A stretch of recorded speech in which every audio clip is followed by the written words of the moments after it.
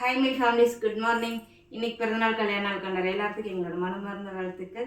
Aarthi, Mayavathi, Abina. Wish you happy birthday Tamil. லைஃப்லாம் ஹாப்பியாக சந்தோஷமாக இருக்கணும். ஹரிணி, நிகிதா, ஆர்த்தி, சிவரஞ்சனி, திவ்யஸ்ரீ, நேவிதா, கனிஷ்கா, பாண்டி, ஆழ்வார். இவங்க எல்லாத்துக்கும் ஒரு பெரிய பெரிய பெரிய பெரிய பெரிய பெரிய ஹாய் தாங்களே.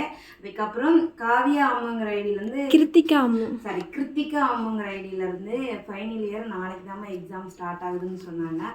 ஸோ அவங்களுக்கு ஆல் தி பெஸ்ட் தாங்க. நல்ல முறையாக எக்ஸாம் முடிச்சுட்டு நீங்கள் ஒரு நல்ல ஜாப்பில் போய் உட்காருன்னு சொல்லிட்டு நான் முருகன்ட்ட ப்ரே பண்ணிக்கிறேன். இன்றைக்கி நம்ம வீட்டில் என்ன ஸ்பெஷல்னு பார்த்துடலாமா? தயிர் சாப்பாடா? காலையில் சாப்பிட்றதுக்கு சாப்பாடு ஒரு முட்டைக்கோசு, ஒரே ஒரு பச்சை மிளகாய் போட்டு வணக்கியிருக்கேன்.